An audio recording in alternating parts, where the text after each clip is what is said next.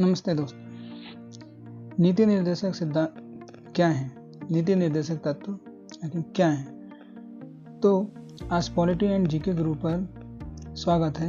आज हम एक ब्लॉकबस्टर एजुकेशनल वीडियो में समझेंगे कि भारतीय संविधान के नीति निर्देशक सिद्धांत, खासकर आर्टिकल 44 यूनिफॉर्म सिविल कोड और आर्टिकल 47 हेल्थ एंड न्यूट्रिशन, स्वास्थ्य और पोषण पर फोकस के साथ। ये टॉपिक यूपीएससी, एसएससी और स्कूल स्टूडेंट्स के लिए पॉलिटी के कोर होते हैं। हम स्टेप बाय स्टेप डीपीएसपीएस के उद्देश्य, इम्पोर्टेंस और करंट प्रासंगिकता यानी रिलेवेंस पर कवर करेंगे। पेन पेपर रेडी रखें क्योंकि ये 12 मिनट का सफ़र आपकी तैयारी को रॉकेट स्पीड देगा। लाइक और शेयर और सब्सक्राइब करिए। शुरू करते हैं। स्टेप 1 डीपीएसपीएस यानी directive principle of state policy. नीति निर्देशक सिद्धांत क्या है? नीति निर्देशक सिद्धांत यानी डीपीएसपीएस भारतीय संविधान के पार्ट 4 आर्टिकल नंबर 36 से 51 में गाइडलाइन है जो सरकार को वेलफेयर स्टेट बनाने का रोड मैप देती है। ये सोशल, इकोनॉमिक और पॉलिटिकल जस्टिस को प्रमोट करता है, लेकिन नॉन इन्फोर्सेबल है, यानी कोर्ट में चैलेंज नहीं कर सकते। डीपीएसपीएस का मकसद भी है भारत को इंक्लूसिव और इक्विटेबल बनाना। इन्हें आयरलैंड के संविधान से लिया गया है, यानी आयरिश कॉन्स्टिट्यूशन से लिया गया है। एग्जाम के टिप के रूप में देखें तो डीपीएसपीएस को फंडामेंटल राइट्स के साथ कंपेयर करना यूपीएससी में कॉमन क्वेश्चन बन सकता है। तो डीपीएसपीएस यानी directive principle of state policy, नीति निर्देशक तत्व। इसका उद्देश्य क्या है? तो डीपीएसपीएस का मुख्य उद्देश्य है एक ऐसा समाज बनाना जहां इकोनॉमिकल इक्वलिटी हो, आर्थिक रूप से सभी बराबर हो, जैसे कि आर्टिकल 39 वेल्थ कॉन्सेंट्रेशन यानी धन संग्रह को रोकना, सोशल जस्टिस हो, जैसे कि कास्ट डिटर्मिनेशन यानी जातीय भेदभाव खत्म करना, सबके लिए बेसिक नीड जैसे कि एजुकेशन, हेल्थ और एम्प्लॉयमेंट मिले। एग्जाम्पल के लिए आर्टिकल 39A के अंडर फ्री लीगल, मुफ्त में कानूनी सहायता प्रदान करना डीपीएसपी का प्रैक्टिकल एग्जाम्पल है। ये प्रिंसिपल सरकार को पॉलिसी और लॉ के रोड मैप देते हैं, जैसे मनरेगा या फिर राइट टू एजुकेशन। इस तरीके से इसका यह उद्देश्य सिद्ध होता है, सरकार के काम करने के तौर तरीके में हमें नज़र आता है। तो स्टेप नंबर 3 आर्टिकल के टाइप्स या प्रकार कितने हैं? तो आर्टिकल हम मुख्यतः 3 कैटेगरी में रख सकते हैं, जैसे कि पहला है सोशलिस्ट प्रिंसिपल। इस सिद्धांत के अंतर्गत हम इकोनॉमिकल इक्वालिटी और वेलफेयर पर फोकस कर सकते हैं, जो कि आर्टिकल 38 में सोशल, इकोनॉमिकल और पॉलिटिकल जस्टिस प्रमोट करता है। Article 39 equal pay to equal work यानी समान कार्य के लिए समान वेतन और वेल्थ डिस्ट्रीब्यूशन की जैसी व्यवस्था को करना। गांधीयन प्रिंसिपल यानी गांधीवादी सिद्धांत क्या है? तो रूरल डेवलपमेंट और सिंपल लिविंग पर जोर देता है, जैसे कि आर्टिकल 40 पंचायती राज को स्ट्रेंथ देता है। आर्टिकल 48 एग्रीकल्चर और एनिमल हस्बेंड्री को मॉडर्नाइज करता है। लिबरल प्रिंसिपल इंडिविजुअल लायबिलिटी यानी व्यक्तिगत स्वतंत्रता और इंटरनेशनल कोऑपरेशन यानी अंतर्राष्ट्रीय सहायता को बढ़ावा देता है। आर्टिकल 44 यूनिफॉर्म सिविल कोड का प्रावधान है इसमें। आर्टिकल 51 इंटरनेशनल पीस और कोऑपरेशन को प्रमोट करता है, यानी अंतर्राष्ट्रीय शांति और कोऑपरेशन को बढ़ावा देता है। इसी तरीके से हम स्टेप नंबर 4 आर्टिकल 44 में देखते हैं UCC. Article 44 UCC uniform civil code.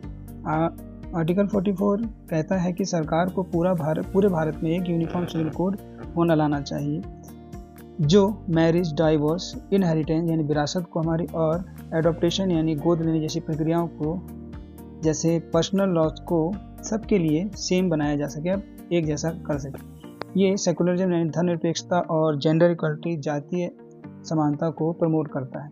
इसकी इंपॉर्टेंस क्या है? तो यूसीसी रिलीजियस डिफरेंस को कम करता है और नेशनल इंटीग्रेशन यानी राष्ट्रीय एकता को बढ़ाता है। एग्जाम्पल के रूप में हिंदू मैरिज एक्ट के बावजूद मुस्लिम पर्सनल लॉज अलग हैं, जो कि डिबेट्स या वाद विवाद के कारण बनते हैं।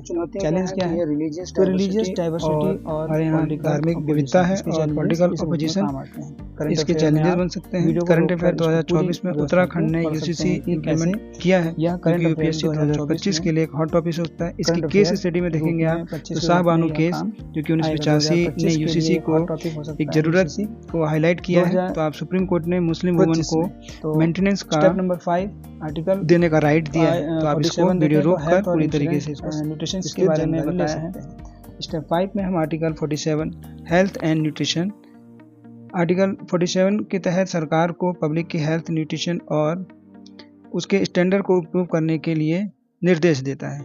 इसमें अल्कोहल और ड्रग्स के कंजप्शन को कंट्रोल करने का जिक्र किया गया है। इंपॉर्टेंस इसकी यही है कि यह राइट टू हेल्थ को प्रमोट करता है। एग्जाम्पल के लिए नेशनल हेल्थ मिशन और आयुष्मान भारत आर्टिकल 47 का विजन को इम्प्लीमेंट करते हैं। रियल वर्ल्ड में इम्पैक्ट इसका इसी तरीके से कोविड-19 के दौरान फ्री वैक्सीनेशन कैंपेन आर्टिकल 47 के तहत ही इंस्पायर था। करंट अफेयर 2024-25 में पीएम जन आरोग्य योजना का एक्सप्लेनेशन और स्वच्छ भारत मिशन आर्टिकल 47 के गोल से जुड़े हुए हैं। केस स्टडी आप इसकी देख सकते हैं, वीडियो रोककर जरूर इसको एक बार पढ़ें। स्टेप नंबर 6 आर्टिकल एंड अनुच्छेद। तो उदाहरण इसके क्या क्या हैं इस आर्टिकल के, कुछ इंपॉर्टेंस डीपीएस और उसके कुछ रियल वर्ल्ड में एक्सप्लेनेशन है। आर्टिकल 41 में राइट टू वर्क, एजुकेशन और पब्लिक असिस्टेंस, सार्वजनिक सहायता। एग्जाम्पल मनरेगा 100 दिन का एम्प्लॉयमेंट देना। आर्टिकल 42 में मैटरनिटी रिलीफ यानी मातृत्व अवकाश और ह्यूमन वर्क कंडीशन। एग्जाम्पल के लिए मैटरनिटी बेनिफिट्स एक्ट, प्रसूति सुविधा अधिनियम 1961।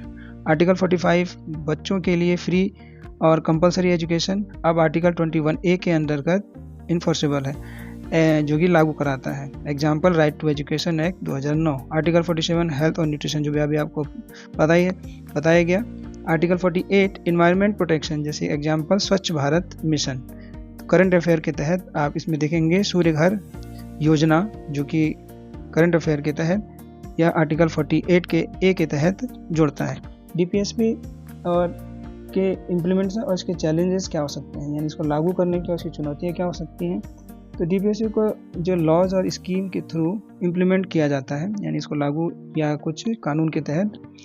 आर्टिकल 44 जैसे कि उत्तराखंड यूसीसी बिल 2024 एक स्टेप है, लेकिन नेशनल लेवल पर यूसीसी को अभी लाना बाकी है। आर्टिकल 47 जिसमें Ayushman Bharat, mid day meal scheme, health और न्यूट्रिशन के लिए हैं। चैलेंजेस क्या हैं? तो फंड्स की कमी है, हेल्थ बजट लिमिट है, पॉलिटिकल और कल्चरल रेजिस्टेंस है, क्योंकि कल्चरल रूप से देखें कहीं अलग अलग कल्चर पाए जाते हैं, भारत में विविधता है, विभिन्नताएँ हैं, और यूसीसी के लिए बहुत एक चुनौती है। केस स्टडी में आप देखेंगे गोवा का जो यूसीसी मॉडल है वो पुर्तगाल सिविल कोड से इंस्पायर्ड है। आर्टिकल 44 का यह प्रैक्टिकल एग्जाम्पल है। तो टिप में आप अगर देखेंगे तो यह यूपीएससी के एग्जाम के लिए एक महत्वपूर्ण बिंदु बन सकता है। स्टेप नंबर 8 में देखेंगे तो आप इसकी इंपॉर्टेंस और रिलेवेंस यानी महत्व और प्रासंगिकता को आप समझ सकते हैं। डीपीएसपी यानी नीति निर्देशक तत्व का इंपॉर्टेंस क्या है और यह 2025 में कैसे प्रासंगिक है। तो नीति निर्देशक तत्व भारत को वेलफेयर स्टेट बनाने देता है और सरकारी पॉलिसी के गाइड करता है। आर्टिकल 44 यूसीसी जेंडर इक्वलिटी और सेकुलरिज्म के लिए जरूरी है। 2025 में पॉलिटिकल डिबेट्स का हिस्सा रहेगा।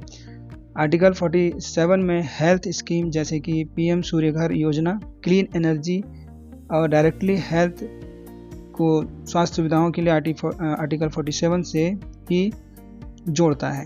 क्विज क्या बन सकता है? तो आर्टिकल 47 स्कीम में से कैसे जुड़ा है या इसका किस स्कीम से जुड़ा हुआ है? तो जवाब होगा आयुष्मान भारत। इससे पेपर सेकंड में यूपीएससी के संबंधित क्वेश्चन आ सकते हैं या पूछे जा सकते हैं।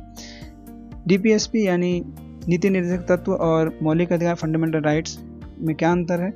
तो डीपीएसपी और फंडामेंटल राइट्स में कुछ की डिफरेंसेस हैं, जैसे कि नेचर, फंडामेंटल राइट्स या इसकी जो प्रकृति है, फंडामेंटल राइट्स मौलिक अधिकार इन्फोर्सेबल यानी कोर्ट में चैलेंज कर सकते हैं। डीपीएसपी यह कोर्ट में चैलेंजेबल नहीं है, नॉन इन्फोर्सेबल है। फोकस क्या है? फंडामेंटल राइट्स इंडिविजुअल लिबर्टी को पर होता है यानी व्यक्तिगत स्वतंत्रता पर, और जबकि नीति निर्देशक वेलफेयर पर होता है। कॉन्फ्लिक्ट कभी इन दोनों में अगर द्वंद्व हो जाए तो डीपीएसपी और फंडामेंटल राइट्स के अगर कॉन्फ्लिक्ट हो तो सुप्रीम कोर्ट बैलेंस करता है। एग्जाम्पल के रूप में केशवानंद भारती जो केस हुआ था 1973 में, ने DPSP को इम्प्लीमेंट करने के लिए फंडामेंटल राइट्स को लिमिट करने की जो बाउंड्री सेट की है। एग्जाम्पल टिप में आप ये देख सकते हैं, फंडामेंटल राइट्स ज़्यादातर पूछा जाता है इनके बीच में अंतर कि किस तरीके से, कैसे जुडिशियल पावर के बीच में फंडामेंटल राइट्स कैसे अलग होता है एक नीति निर्देशक तत्व में। तो दोस्तों, ये नीति निर्देशक सिद्धांत स्टेप बाय स्टेप आपको गाइड किया गया आर्टिकल 44 और 47 से, और आपको UCC और आयुष्मान भारत का एग्जाम्पल आपको पसंद आए तो कमेंट में हमें अपना फेवरेट नीति निर्देशक तत्व और क्विज के जवाब शेयर करें।